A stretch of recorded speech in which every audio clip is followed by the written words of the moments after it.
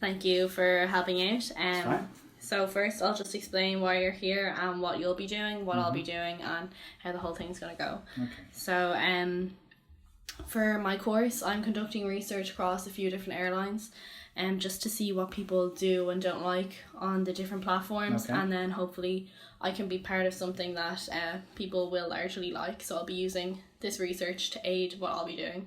Okay. So I'm conducting interviews with people, and I'm also doing usability tests, and I'll be doing both with you. So the interview will be about 10-15 minutes. The usability test will be about 45. Okay. So that's how the session's split. It's split into 2 parts. Okay. So the interview will just be about yourself and then just your basic travel website usage, and then the usability test will just, as the name would suggest, be testing the usability of 2 websites. I chose you to test them on mobile because you're familiar with them. Okay. So as the name would suggest, it's just testing how useful it is, how easy it is to navigate, stuff like that. Okay. Yeah.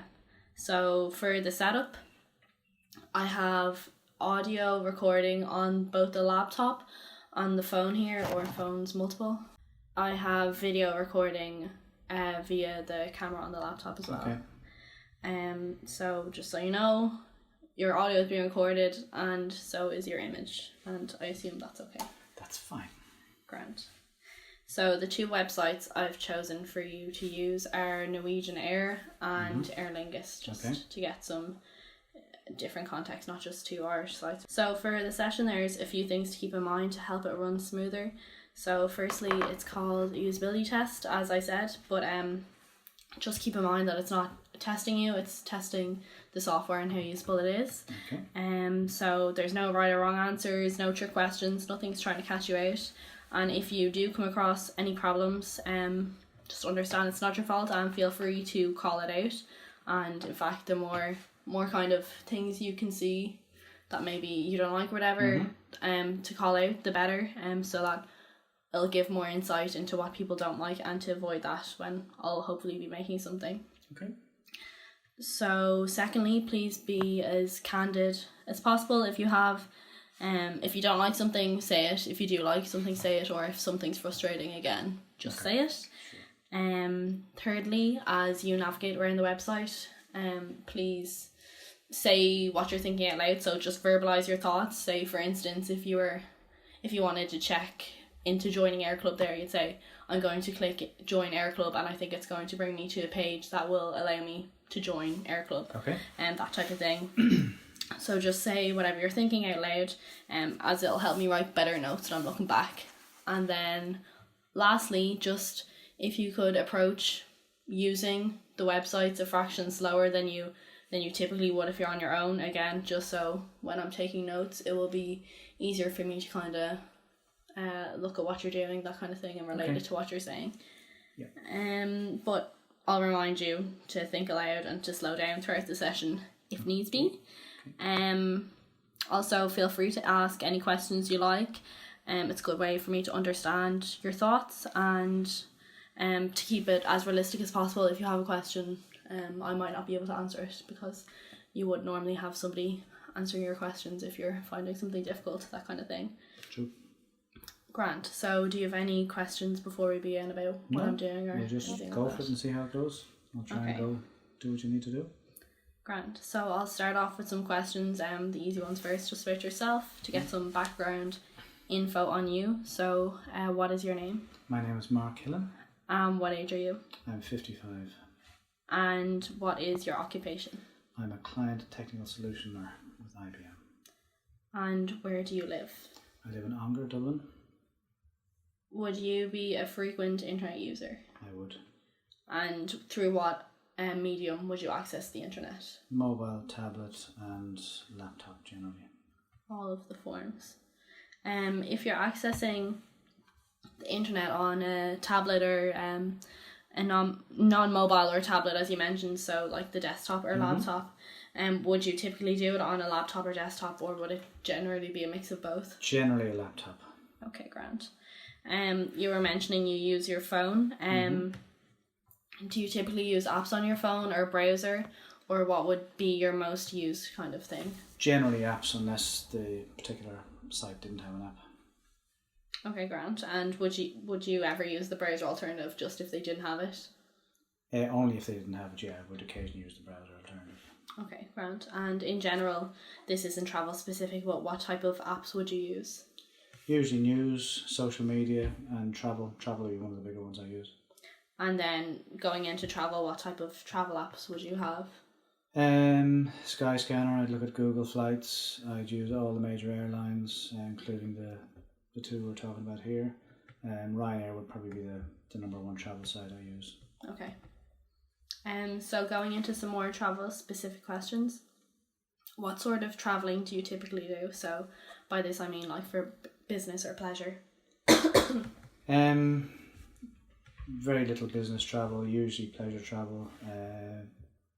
2 or 3 trips a year I would suggest normally, comprising of a summer holiday and maybe two breaks, city breaks during the year. Okay, grand. That was my next question, was how frequently would you fly? And then going on from that, where would you typically fly to? So you mentioned city breaks. Would that be European or international long haul? No, international long haul would be infrequent.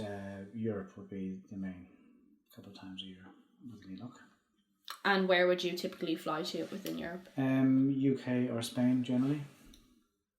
And would you mainly fly solo, with a friend, with a partner, with a group? With a partner or with family, but generally with a partner and with other friends. Grand. So I'm going to move into your approach to booking flights. So how would you typically book flights?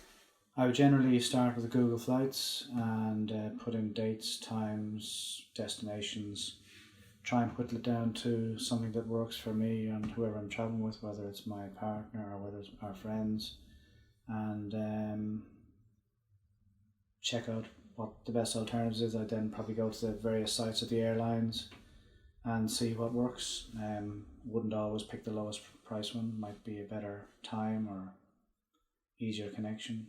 But yeah, usually start with Google Flights and work from there. Okay. And when you are actually doing the booking of the flight, not the research, would you tend to book via mobile or tablet or a desktop, laptop? Preferably always a laptop, just more screen estate to use and less chance of making mistakes usually. And would you ever book via mobile, or have you ever? Yeah, often. And what would be the reason then sometimes you book that? Depending where I am when I need to make the booking. Would it be convenience then, it sounds like? Convenience generally, yeah. Grand. And if you were to book on mobile, did you book via the browser or the app? Always the app. Okay. And this is your preference, you were saying? Yep. For convenience and just preference? Yep. So where do you book your flights? So by this I mean like actual airline flights. Who would you typically use, like Ryanair, Aer Lingus? Usually Ryanair. For European and UK and Spain, it would usually be Ryanair or Aer Lingus. For long haul, we've used Icelandair, Norwegian, the Russian one, Interflot, American Airlines, but generally European would be norm, and that would be generally Ryanair or Aer Lingus. And you're saying you use Google Flights? Yep. Do you use this as a comparison tool or just a general searching tool? I use it for both. Sometimes, as I said, the cheapest flight isn't the one that I'd go for. I might go for a dearer one that has better connections, or a dearer one that has better times. And do you ever use any other flight comparison tools like the Skyscanner or anything like that? Yeah, I'd use Kayak and Skyscanner. They'd be the two other main ones apart from Google Flights. And would you use these every time you book, or just some of the times? Some of the times. Generally I know if I'm going somewhere I'm familiar with, I'd know that Ryanair or Aer Lingus do the best flights. But I'd nearly always start with Google Flights, but generally would end up with Aer Lingus or Ryanair. And if you're going somewhere new, you would always use a comparison tool? I always use a comparison tool, always, yeah. Okay. Right, so that's the interview part of it over. Okay. So we're going to go on to some tasks. So I'm going to use Aer Lingus first and then Norwegian. Okay. So for the purpose of the test, I'll assume the following. You live in Dublin, you're planning a 3-day trip to Lisbon in June. Mm-hmm. You're slightly constrained by dates in that you need to go over the weekend, and so 2 of these days will be, you know, like Saturday, Sunday, so it'll be Friday, Saturday, Sunday, or Saturday, Sunday, Monday. So what I want you to do is book a flight from Dublin to Lisbon, departing on whatever day, returning 3 days later, 2 nights, 2 people, and if you could show me what you do. Okay. So this is the app. Just as I opened it, I didn't do anything. So if you could just talk me through where you'd go, what you're doing, that kind of thing. Okay. So this is not using comparator sites. This is just using the. No, this is just purely booking. Okay. So book a flight. I'd check that first, and then I would obviously select my 2 is obviously in there, and my destination would be Lisbon. How many people did you say would be travelling? 2. 2. Okay, so select that. Easy to find. Then choose the dates. Were you when you went to choose the date, would you expect the calendar, or would you expect a drop down, or what was your expected? I would always expect a calendar, because that means it's easy to flick up and down as opposed to clicking 3 down arrows to find the day, the month, and the year. Okay. So calendar always works best for me. So what are you looking for here? So I'd generally be looking for the day that suits best. I have a personal preference not for Sunday be the first day of the week. That's just one thing that annoys me. I'd always expect Monday to be the first day of the week and Saturday and Sunday to be on the right hand side, if that makes sense. Yeah. Then I'd just be looking at the days. So are there particular days? It was so the test was just for June, just to remember that. Okay, so for June. So I would select, say, Friday the 21st. Coming back, it's 2-night trip, is it? It is 2 nights, yeah. So 3 staying days. the 21st, staying the 22nd, and coming home the 23rd. So I'll be going on a Friday, come back on a Sunday. Dates are highlighted, all looks good. I click continue. What do you expect to see now? I expect to see a list of flights that are available that day. If they've only 1 flight, then that's fine. Okay. As it turns out, there's only 1 flight. It's clear to see that there is only 1. And what do the different options on the page relate to, do you think? Different class of service that you might get.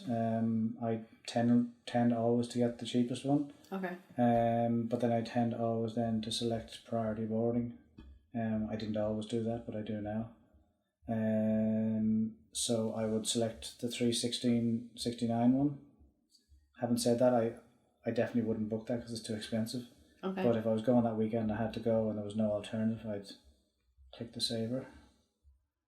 And then I can see the next. This is what I'd expect to see, which is correct, which is the return flight. Okay. And it turns out there's 2 of them, which is good, and they're much cheaper.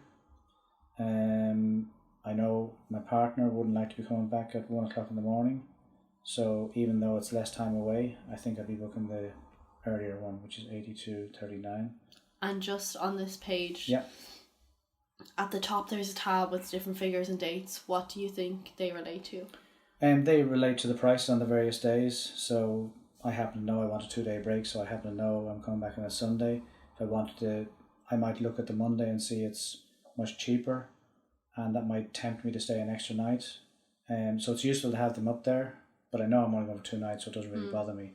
And if this wasn't the test, would that be something you typically be open to, or would you typically know when you're doing, or would you be slightly flexible with dates? I generally be flexible, and I would work it that the dates, the times, the price would all have a bearing on when I'd go or when I wouldn't. Okay. I wouldn't generally go for a day just because it was very cheap, and I generally wouldn't go for a longer time if it was very cheap. It would have to be a combination of flight times, locations, and money. Right. So in this particular instance, I know, although it means you really only have 1 full day because the Sunday you're coming home very early, I still think that I'd have to book the 10:50 in the morning flight. So I'd click that one. And what do you see here? I see the summary of my flight, and that's what I'd expect. It Yeah, that's what I expect. A very expensive flight going out, the cheaper flight coming back. Then the price down the bottom is the flight price for the two of them. Okay. So that's all the information summarised, I think, pretty good. Okay, That's what I so expect to see. that was just the first task. That was dates and flight selection. So that's that part over. Okay. So overall, what was your impression of that whole experience? I thought it was very easy. The app maybe looks a little bit dated, but it's perfectly adequate. It's not the best and it's not the worst. Yeah. It gets you the information you need. It gives you a little bit of a comparison. It tells you the various classes of seats you can buy, and I didn't check the benefits of each because I'm not concerned about that. For a break like this, I wouldn't be upgrading my seat or anything like that. So no, everything was fine. That was an easy transaction, an easy check. When you say dated, is there any example of what you mean by that? Not really. It just looks an overall kind of impression more than anything specific. It's absolutely fine. Yeah. The Aer Lingus website app used to be very bad. I would have classed it bottom 10%. I would say this is middling. It's a decent app. Okay, and you seem overall pretty happy with it. But was there anything you particularly disliked, or on the similar strain, anything you particularly disliked about the whole process? No, the very first screen could possibly be a little bit more helpful. The book a flight thing I think was at the bottom. It probably should be the first thing you see, maybe from a consumer perspective. Okay. But no, it's a much better app than it used to be. I quite like it now. And was there anything you expected to see or didn't, and vice versa? Was there anything you were surprised to see? Nothing I was surprised to see. Probably because I'm familiar with these websites, so I may or may not be the best person to give candid opinions on it. But I did expect to see the class of flight, and I saw that. I did expect to see the different days and what the different days can do to your pricing. And I find that useful because you can click that day rather than have to go back to the earlier screen and select another date. Yeah. So that's all very useful. No, it was good. You can see the class of flight I picked. It's a saver. You can see the time it gets in, the time it gets out. No, all the detail that you need, I think, is very well summarised. Okay, grand. So the next task is seat selection and baggage selection, and I know that doesn't jump straight to it, so I'll just until we get to that part, I'll hand you back the phone. Okay. So now we're through to the seat selection page. Yep. So can you just maybe describe what you see here? Okay, I see. I assume it's a plain layout, but I know it's a plain layout from row 1 going back. I assume I can scroll with my finger and see all the various things. I can't see the seat prices very clearly. I assume I can click on the information note there and it'll show me, but I can see different colours, so I assume... Do you know what these different colours relate to? Not immediately, no. I can imagine that some are free and some are some are booked already, and that the ones that aren't booked have different price levels. I imagine more expensive at the front of the plane and at the exit doors. So if you were to select a seat, say a window and a middle, what would you do? I would generally find the one I want, and I'm guessing by the colours here, the lighter green are probably cheaper than the ones at the top, the darker blue. I'm guessing that the beigey grey coloured ones are possibly already taken, but that might be wrong. It would have been useful if there was a little key up at the top to tell you what that was, but there isn't. So what I generally do is I click one, and it tells me that that's a standard seat for $11.99. If I unclick it, I click at the grey one, it looks like that's already booked. So that I think confirms what I thought. If I click on one of the light blue ones, that's a more expensive seat because it's an exit seat. That's what I would expect. And if I click on the top, that's again an expensive seat. So my hunch is always that the further back you go, generally the cheaper it is, and that is right. My hunch that the grey ones were pre-selected or already booked was also right, but it didn't tell you what the different colours meant in terms of prices. So I guess what they were in a hierarchy, but it didn't tell you straight away what the price was. So that's maybe something. It's maybe deliberate. Yeah. It's maybe so that you just click to and book. And when you select the seat, you just saw there like a green tick came up. Yeah. Would you have expected to see that, or what would you expect to see? No, I would expect to see, that you've selected it, who you'd selected it for, and the price. So in this case, that's cheapest price seems to be €12. I know that's quite expensive for a short haul flight. Ryanair is generally cheaper, so one of the things I would have checked in, if I was doing this really in real time for a real trip, is I would have I wouldn't just have checked the flight price. I'd also check the flight plus the priority boarding plus the seat. Yeah. To give a better comparison, because sometimes something that looks cheaper doesn't always become cheaper. So I think everything is very clear there. What's not clear is just the pricing, but that may be a deliberate thing on Aer Lingus' part. I would prefer to see it. That's just me. But this might be, they might have done some research and found that this actually sells better. I'm not sure. And if you were to select a flight for the way back or for the other passenger, how would you do that?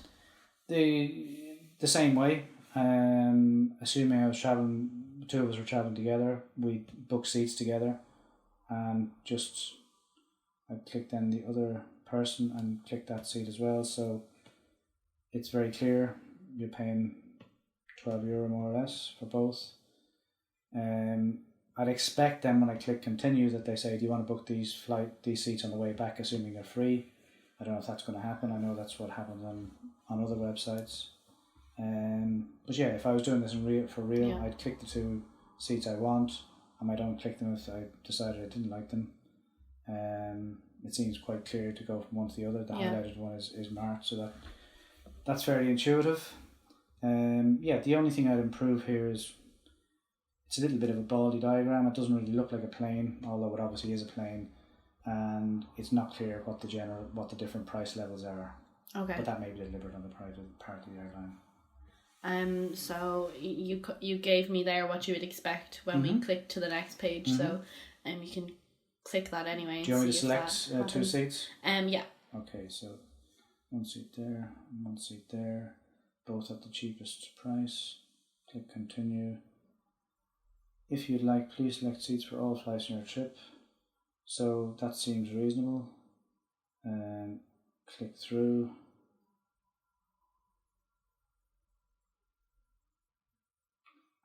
Okay. So I would expect it automatically to go on to the next flight. It looks like it's still on Dublin to Lisbon, which is highlighted there. So I assume if I click this, a manual transition. Click. Yeah. Okay. So that's fine. So I'm presented with the same kind of a thing. Ideally, the less clicks to get the customer to buy, I would have thought. Do you feel that wasn't immediately obvious that was something you should have done? It wasn't immediately obvious. I would agree with that statement. The fact that I had to, even now when I look at the thing, I can see a tick in the Dublin to Lisbon. Yeah. Even though I've clicked the Lisbon to Dublin, so I know that that's where I am. Yeah. The fact that there's a tick there could mean that that's complete, which it is, or it could mean that this is where you are. Okay. So it's a little bit confusing. I wouldn't have thought that was the best. I thought you could highlight the box. Same as the seat for your name is highlighted. That should also be highlighted to show that it's there. The fact that I had to select it is not ideal, maybe. Ideal, not intuitive. Okay. So I would have done it because I personally wouldn't go without choosing my seats, just my preference. Someone else might have said, what's this about? So, other than that, you get to the same kind of a screen, you make the same kind of a selection. The prices appear to be the same. And they are, so we just uncheck those. And then try the blue ones. I would assume these are more expensive. They are. And then if I go up the top of the plane and check one, and it's more expensive again. So that's the same methodology has been applied. Yeah. As I said, up at the top, when you're up to Dublin to Lisbon, it's a white background and a tick. Lisbon to Dublin, a white background and a plane. That should be highlighted to show that that's the one you're on. Okay. Same as the seat. And also you shouldn't have had to select it. It should have just jumped. Okay. And it might have been smart if they said, do you want to select the two same seats if they're available on the return flight? It just means one less click for the client, possibly an easier sale. So if I select those two, I could click continue if you want. Yeah. Okay. So that's what I would expect. What do you think you'll see when you click continue? I'd expect to see a bill, the total as it is now, and maybe a summary that you so far you've booked flight A, flight B, seat A and seat B, something along those lines. Okay. And I do appreciate there's an information thing saying the seat prices, but that possibly should have been best shown. So I'll click continue. Nothing's happened. Click continue again. Nothing's happened. Nothing's happening. Let's see. Third time. Must have been a lighter touch. Must be lighter touch. All right. Okay, so now we're on to the baggage selection, which is part of the same task. Yeah. So what do you see here? The design is the same, as in I can see the two passengers up at the top, and the highlighted one is highlighted, obviously. I can see the total down the bottom has changed. That's what I would expect. I assume if I click the up arrow, I can see what that's made up of, which it does. Fare per person, discount, admin fee, fare total, seats. Yep, so that's grand. I click the down arrow, that moves away. So that's exactly as I would expect.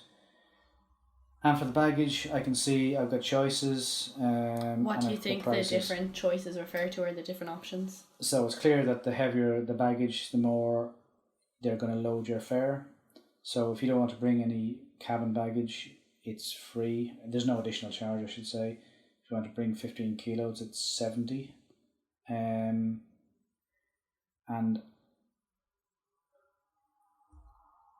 yeah, at the top I can see Dublin to Lisbon return trip. So I'm assuming that is 70 for the return trip. So 35 out, 35 back. That might not be correct, but that's what I would expect. So again, I would select the person I want to give the baggage to, if at all. In this case, I wouldn't be bringing extra baggage. And say, for instance, you were, so say you were bringing a 15 kilogram, what would you expect to happen when you select it? So I'd expect to select it, and then I'd expect to see the total increment. Then I'd select the other person, and if I selected a different baggage or no baggage or extra baggage, regardless of what the weight was, I expect to see that also increment. So if I click that 70, then okay, so it's actually different. So I've got the option of a different number of bags. Okay, I didn't expect that because I couldn't imagine bringing 3 15 kilo bags, but that's possibly some people do. So that's fine. And say you want to clear this bag now, you change your mind, what would you do? I would click on the none, which I'd expect to get rid of the number of bags underneath that line, which it does. Okay. And if I select a bigger bag, it also gives me options. If I select the biggest number of bags, I can only bring 2 of them or 3 of them. I'm sure that's fine. So all the baggage options are there. It's quite intuitive. It seems to make sense. You can add different numbers of bags, and then you choose different passengers, and you can do the same thing there. And you can also choose none. I would have expected, if you choose the 70 and then you change your mind, that you can click it again, it go off. But I can also understand why they expect you to click none. So I can fault their logic a little bit, but I also understand why they're doing it, so it's fine. So if I was going to do that, I'd select one bag there and maybe one bag for the other passengers, so both passengers have a 15 kilo bag. Again, looking at the top, it says return trip, so I'm assuming that's 70 and not 140 each. Yeah. So that logic is how I'd expect it to work. Okay. So do you want me to continue? Yeah. Okay. It's done little. Okay, so it's looking for extras. Oh, and I see the total is incremented, so... Okay, well, we don't need to go into the extras because that particular task was just the seat and baggage section. So again, I'm just going to ask the same question. So what did you think of that entire experience? It was fine. It was reasonably intuitive.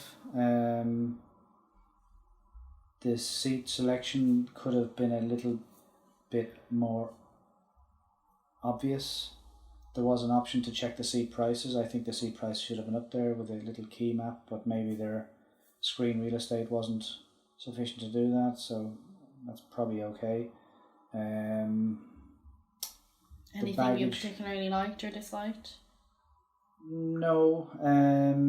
I liked the fact that you had the choice.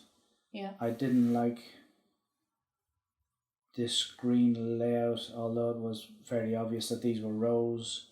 There was no visual aid to sort of make that clear. Probably not necessary for someone who books flights a lot. Maybe necessary for someone else. For the baggage, I would say it was actually just going back to the seat. Again, I would have expected to then make it easier for you to book the return seats by giving the option, if it was available, to book the same seats on the way back. Some people like that, some people don't care about it. Okay. It would just be one less consideration for the traveller. Might have been easy. On the baggage, it was fairly intuitive. It might have been handy if you clicked a button to add a bag, you could click the same button to take it away. But no, it was fine. It was fine. It just doesn't look as modern, maybe as intuitive as some websites, but I would put it in the middle of those. It's not fantastic, it's not terrible. Again, do you think that's just an overall impression, like a feel of the design, or it might be, or like it's fine if you don't know? No, I think the functionality is fine. The look and feel is maybe less than optimal. I know why they're using the colours they're using, because they're the corporate colours of Aer Lingus, but they don't have a modern look and feel, I think. Okay. Having said that, they're in the middle tier of apps because it's a functional app that does what you need it to do, even if the look and feel is possibly not perfect to my taste. Okay, grand. We'll go on to Norwegian then. Okay. Just you're saying about tiers. Would you have an example of who you think would be in top tier in terms of airline? I recall Norwegian being good, but that might be just based on one experience I had. Ryanair, I think, have become very good. They do try and upsell you an awful lot. Yeah. And I know some people who are not familiar with the website maybe have bought more than they expected, or added bags when they didn't want to, or maybe booked a car that looked very cheap and didn't turn out to be very cheap because they had to buy a load of insurance at the airport. So that may apply to other airlines too, but so I would say Ryanair, for look and feel, has a very modern, fresh look, but maybe it's not as transparent as some other websites. Okay. Grand. So when I open the app, I just chose the country I was in, and I chose to continue edit profile and just enable notifications. Okay. But other than that, because this is the first time using the app, this would just default to this page if I wasn't signed in. Yeah. So we're going to do the exact two same tasks. So it's going to be the flight, date, search and select kind of process, and then we're going to go on to seat and baggage. Okay. So first we'll do the flight and date selection. So again, for the purpose of this test, similarly, we'll assume that we're booking the exact same trip as the last. So you live in Dublin, planning a 3-day trip to Lisbon in June. It will be a Friday trip, returning 3 days later on the Monday. You can take the trip any weekend you want, but you want to take it as soon as possible, so the closest weekend available in June. So Friday for a 3-night trip. Friday, Saturday, Sunday. So that's 2 nights actually, sorry. So Friday, come back Sunday. Okay. Friday, Saturday, Sunday. So it's Friday. So Yeah, you leave but Friday, that's Friday yeah. night. That part's not even too important. So what I want you to do is book a flight from Dublin to Lisbon, depart Friday, return 3 days later. So that's 2 nights for 2 people. And if you could show me what you do. Okay. First thing is, I wouldn't expect Norwegian to fly from Dublin to Lisbon. That's just my perspective. Okay. But, Any reason or? because it's a Norwegian airline, and I guess I know Ryanair fly from a lot of countries around Europe to other countries around Europe. It's just, I wouldn't have expected it, but that's just my. So I'm presented with a screen here. It's one I've seen before. It's a little bit busy maybe, but I can see the main information it wants. So I'm assuming I just choose fly from, click the X and look for Dublin.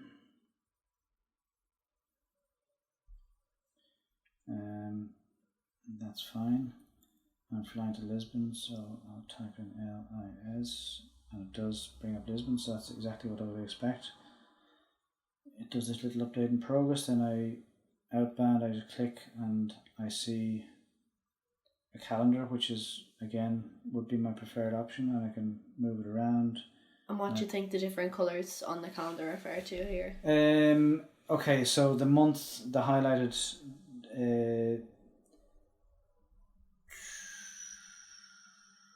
okay, so there's a key. It's telling me that there's an available flight on the 31st of May and no available flights. It looks like on the other days, actually it's not very clear. I can see the available flight, the box with no available flight. I don't know if that means there's no available flights. Okay. I'm not exactly sure. So if I want to go in June, I click the arrow. Okay. So now it looks clear that there are only Friday flights outbound, because there's the other dates are not highlighted. So yeah, that does make sense. So if I click on the 21st, being a Friday, which is what I want to do, and I can see it says return there. I can see the 21st has been sort of, it's got a hue on it, because that's my outbound, and I want to return the 23rd, but I can't return the 23rd because there's no flight. So if I want to have that weekend, I've got to click 24th, means I'm away Friday night, Saturday and Sunday night, so 3 nights hotel. So maybe that's great and maybe that's not great, but I would, if I want to book that break, I click on the 24th, and then it gives me a choice of the number of people who want to go. So I just increment that by 1. It's now 2. I generally just click up and say fly from Dublin to Lisbon. And say, for instance, you had to take a 2-night trip, so you couldn't take that week. What would you do? I might book 2 airlines. I might book an outbound flight only, but I wouldn't do that before I checked with another airline that could get me home on the Sunday. Okay. So I might go to Skyscanner or Kayak or Google Flights and look for a one-way flight, both out and back, and do a combination of airlines. And say we had to book on this airline, so you're just searching, it doesn't have to be in June, for the next available weekend. What would you do? How would you navigate that? I would go to... it looks like you'd have to go back and change the dates, so I would click on the outbound date, and then I'd just go...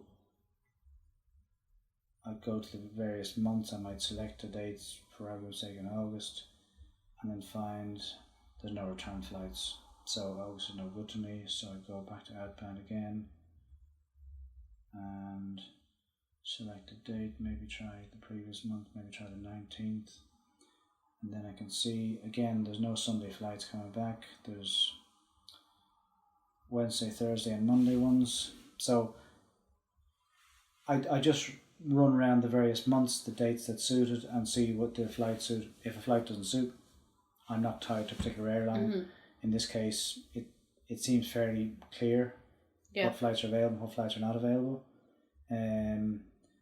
But for the particular trip I want in June, it doesn't appear. Yeah, we can just select either the 21st or 24th or whatever suits them. Okay.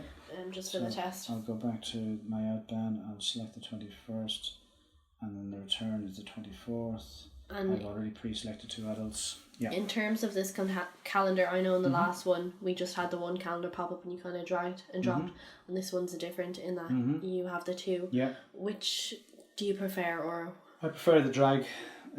Just manipulate the screen to find the month you want, as opposed to clicking particular areas of the clean screen. To increment and decrement the months. Grand. So you can you can search your flight what would you expect to see on the next page now? I'd expect, first on this page I'd expect to see a big button saying book your flight or search for your flights or check availability, and there is one, so I'll click on that. And I expect to see flight options. So what flights are available, what's in those flights, different fare basis that the flight's on. Now I can see straight away that this is no good to me because it's an overnight flight, so there's obviously a connecting flight, and it looks like you're going from Dublin to Oslo and from Oslo to Lisbon. So although they do fly from Dublin to Lisbon, you're going through a third-party airport. So if it was me, I wouldn't be doing that. Okay. One, because it's an overnight accommodation. I'd sometimes do it during the day if necessary. And would you have expected them to highlight that at this stage, or at an earlier stage or a later stage? I would expect them to say at an earlier stage that this is a non-direct flight. I know there was an option to select direct flights only. Yeah. And I assume if I'd done that, I wouldn't have had this option, and that's fine. But I also would have expected that when you selected this, it would say this flight has a connection, or this flight's an overnight flight. Okay. That would have enabled me to make my choice earlier that this was not the right flight for me. But assuming it was the right flight, I've got fare types, low fare and flexible. And would you have an idea of what these different options would refer to, these different types? No, I would just guess that low fare is the lowest possible fare, and that it has no bells and whistles. You probably don't get a seat with it, you probably don't get luggage with it. Flexible, I assume you get luggage, possibly a seat, and possibly the flexibility to change your flight. I think if you buy a low fare and you don't travel, or you're sick and you want to move to the next day or the previous day, you've just lost your money. That's what I'd expect. That may not be true, but that's what I expect. Okay. So say you're going to select your flights now. How would you do that, and what would you expect to see? I would generally look at the 2 options, the low fare and the flex, and I think I just click low fare, and it puts a tick beside it. Okay. So that is what I'd expect to see. It's a bit of a busy screen, but the other one is also on this screen. Again, I can see there's a 14 or 15 hour flight, so obviously it's got a routing, and it says there is no overnight stop. So again, I wouldn't do that, but for the purpose of this, I will. I can see there's low fare and a flexible option, and yeah, I'd obviously go low fare again. So I'd click that. I expect to see a tick beside that, which it does. And then I have the option to start my reservation. It also gives me options to, I can see, show the previous day or the next day. So if I didn't know where these guys flew to and when they flew, I might try the previous day or the next day to see if there are any direct flights, or I might just go back to the previous screen and look for direct flights only. So what I'd say about this one is it gives you lots of options. The screen's a bit busy. It looks like someone unfamiliar with booking you could easily make a mistake. But I could be wrong. But no, all the information is there. It's a lot on one screen. It might be better if you selected your outbound flight and then it moved to another screen, which is a bit clearer, or cleaner maybe is the right word. As in split it into? Split that into two. Would that be your preference now? I think that would be my preference, that you're doing two transactions. You're booking a flight out and you're booking a flight back. Okay. But having said that, that's all fine. The colour scheme is quite nice. And there's a few different you're saying it's busy. There's a few different extra parts on the page, like there's a read more button, compare fare types, campaign code. What do you think all of these refer to?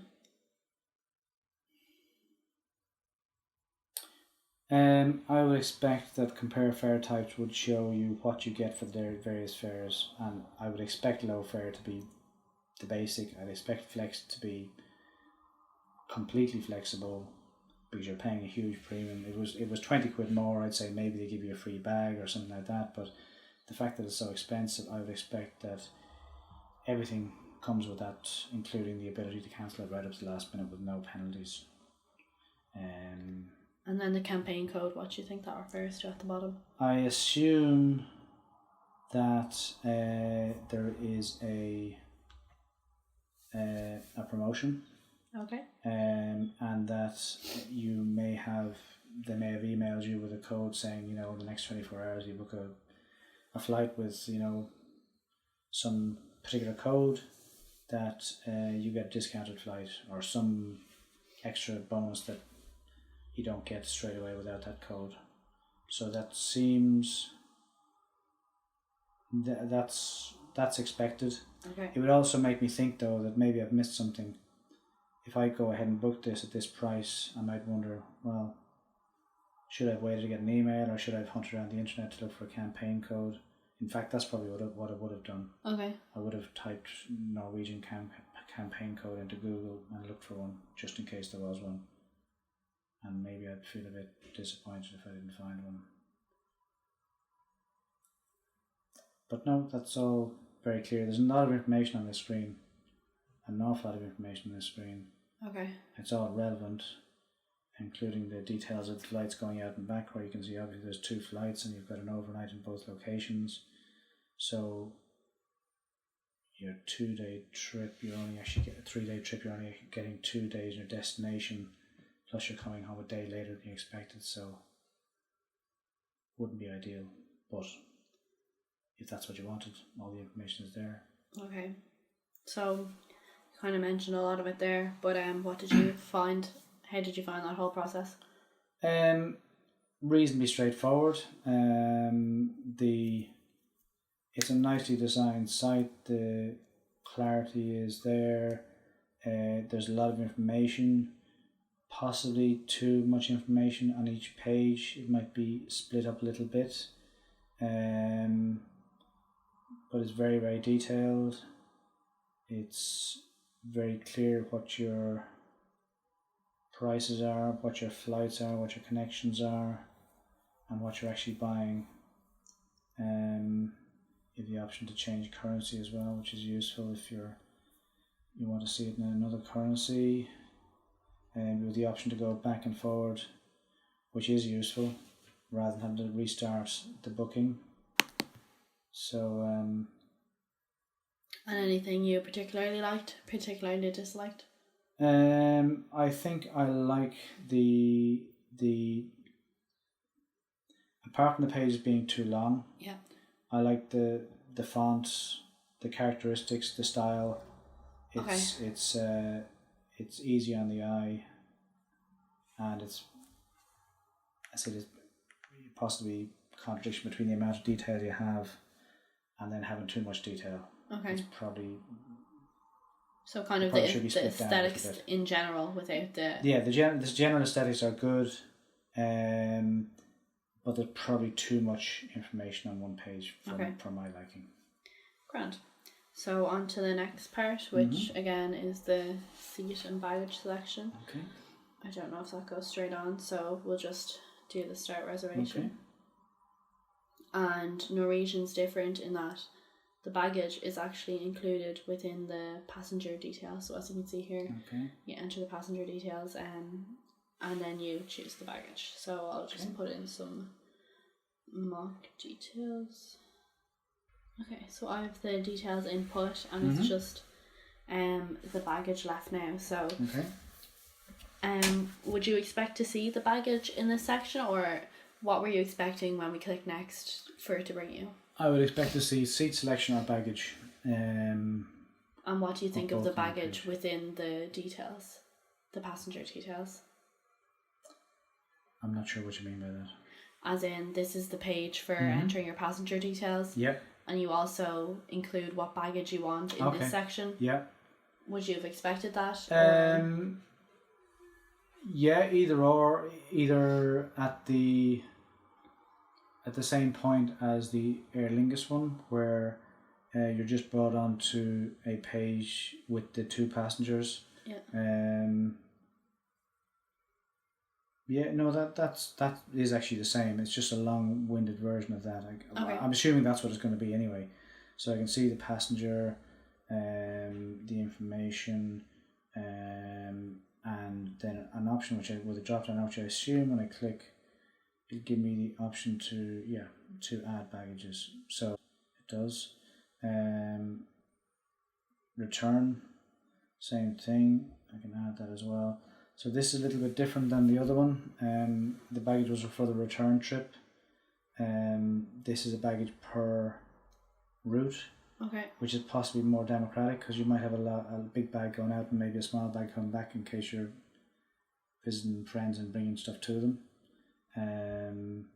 Whereas the other one, you're committed to bring the bag out and back, or rather you're paying for the bag both ways, even though you might not have needed it both ways.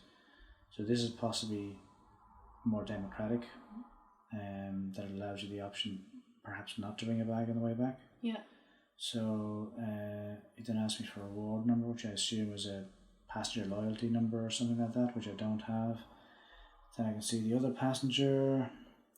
I have the option again with the drop down to pick a bag or not to pick a bag. So I'll leave that hand baggage only. Both ways, it's fine. Then I've got contact information. Which I've input all that already. Okay, so screen doesn't go, it does go further, sorry. I've got the option to receive an SMS, which I wouldn't do. I have an email address to get the details, continue reservation. So I can see the total price and all the details here, and all the fare.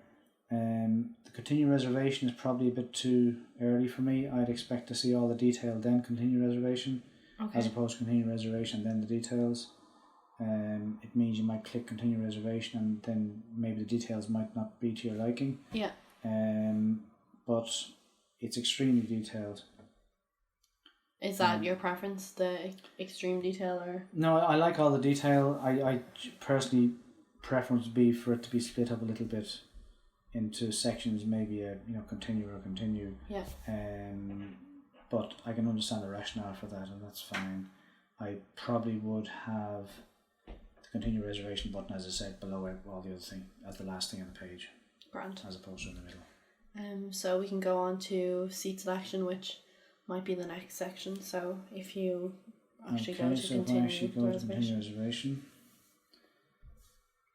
Update in progress. and it is the seats. So okay. So what do you see here? I see here what I'd expect to see from a good website, which is a picture of a plain cabin. Obviously, a plain cabin in the company colours. It identifies the price ranges for the different seats. Again, very clear. The front is expensive, gets cheaper, then there's extra legroom seats, and then there's standard seats. So this looks like a depiction of a plane, and it's very clear. In other words, I'd expect to pay €12 if I clicked on 19A, because it says it there. Yep. Whereas on the previous website, I clicked on it and then I found out the price. Okay. I prefer to know in advance, and that's fine. So if you wanted to select the seats, what would you do? Yeah, I would go to the one I want, and I'd click the A, and it tells me what it is, and it gives me the option to remove it, which is fine. Click on the one beside it, tells me the seat and the price, and that's fine. Gives me the option to continue, which is obviously what I do. Just check that this is for the outbound flight, which it is. That's fine. So I would go to continue reservation. Again, I'm presented with a cabin. I can see very clearly the prices of the flights. And what do you think the different seats, colours refer to on the seats? I imagine the greyed out ones are seats already booked. I imagine the bolded ones are seats that remain to be sold. I can see the price of them very clearly, which is good. So again, I go to the one I want, and I'm expecting these to be 18 when I click on it, so I go to 25A, it should be 18, and it is. Now I go to 25B and I click it's 18, that's as expected. And then what I do is click, I would, in general costing, click continue reservation. I can see obviously that the seats have been added and the price has been incremented. So again, it's very, very detailed. It's probably detail I like, but I think, yeah, it's very clear that this is a plain cabin. The other one wasn't. Yeah. It's very clear what the prices are. The other one wasn't. It's in the company colours. The other one wasn't. So I think this is a better representation of what you're getting. So yeah, lots of detail, but in this screen it works well. Okay. So what I generally do then is continue reservation. I expect it to go on to anything else, sporting goods or something else, might try and give you car insurance or something. Okay. Or book a car, I should say. So I'd continue reservation and book the flights again. The cabin, it's the same story. The cabin is very, very clearly marked out and very obviously a plain cabin. It's very clear what you book and the price of it. The fact that you can do it both ways is useful. The seat selection, it's more obviously a plain cabin. Yeah. Visually, so visual aid is very good. The company colours are very good. The prices are all marked out. It's very good. They're just expensive, but that's your choice at the end of the day whether you want to pay that expense. Yeah. So yeah, that's fine. Good. Well, that's all the tasks done. Okay. Anything you want to add or? No. I think there's probably. I think of the two, I would prefer the Norwegian one. Okay. I think I would prefer it was maybe more screens as opposed to the very long screens you do have here, but it's fine. It's fine. Thank you. You're very welcome. Thank you.